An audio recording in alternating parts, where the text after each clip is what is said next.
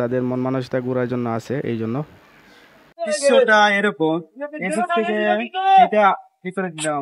আসসালামু আলাইকুম গাইস, আজকে আমরা এসেছি শেওলা স্থলবন্দর, ইন্ডিয়ার সাথে যে বন্দরটা আছে স্থলবন্দর এখানে। তবে আমি লাইভ করতে চেয়েছিলাম, লাইভ নেটওয়ার্ক এখানে ভালো না, সিগন্যাল উইকস।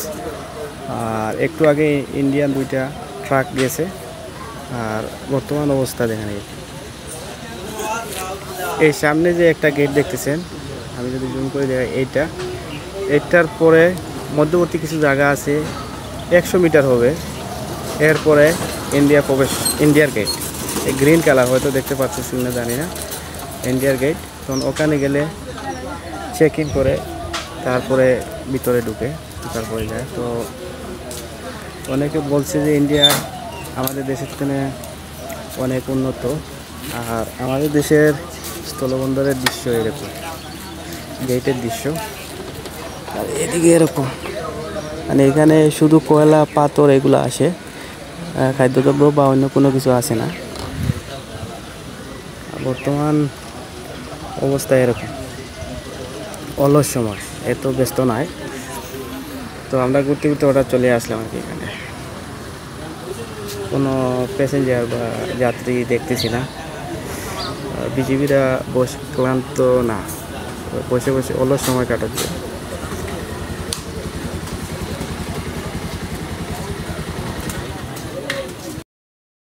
এই যে আমার পিছনের যে ট্রাকটি দেখতেছেন, এটা ইন্ডিয়াগামী ট্রাক। ইন্ডিয়া থেকেও আমাদের দেশে আছে। আমাদের দেশে অনেক জিনিস ইম্পোর্ট করে, আবার এক্সপোর্ট করলেও এদিক দিয়ে আমাদের দেশের গাড়ি ইন্ডিয়াতে যায়। বেশিরভাগ প্রাণ, তারপরে আরএফএল, এইসব কোম্পানির গাড়ি এদিকে ইন্ডিয়াতে যায়।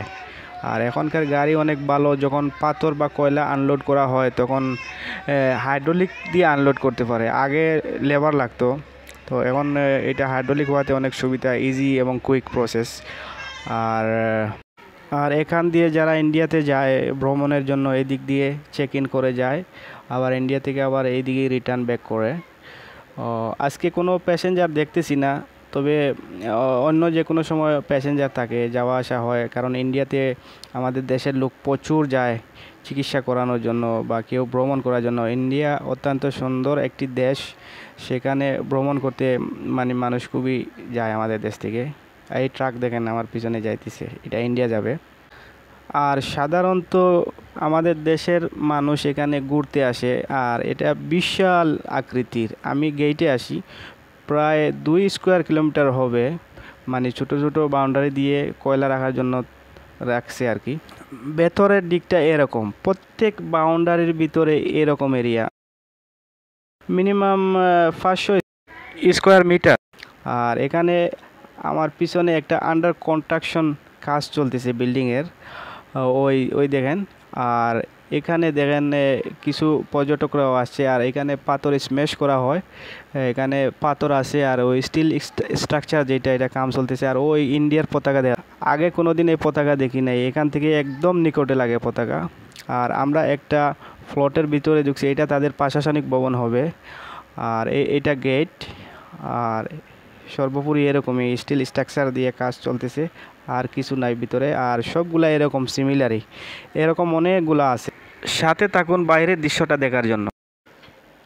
ভেতরে অনেক পর্যটকদের আনাগোনা দেখতেছি, অনেক ইয়াং ছেলে এবং মেয়ে আসতেছে বা ছবি তুলতেছে। ভেতরে অনেক বড় আর একটা বিল্ডিং আন্ডার কনস্ট্রাকশনের কাজ চলতেছে। এই দেখেন ছেলে এবং মেয়ে, ইয়াংস্টার যারা, তারা ঘুরতে আসতেছে এখানে। একটা জিনিস ভালো, তাদের মন মানসিকতা ঘোরার জন্য আছে এই জন্য। দৃশ্যটা এরকম, এসব থেকে এটা ভিতরে দিলাম আমরা। এই আপনাদের ওইদিকে আরো অনেকগুলো এরকম সেট আছে। আর এটা তাদের মাতৃ এজেন্সি সার্ভিস ভবন। পিছনে একটা মসজিদ আছে, এটা সেরকম দেখতে অত্যন্ত দৃষ্টিনন্দন লাগতেছে, খুবই ভালো। আর অনেক লোকজন আসতেছে। আর আমরা এখানে সমাপ্তি দিব, কারণ এই সিমিলার সবগুলাই একই ডিজাইনের। তো ভালো থাকবেন, সুস্থ থাকবেন, নিশ্চয়ই দেখা হবে অন্য কোনো এক ব্লগ। আল্লাহ হাফেজ।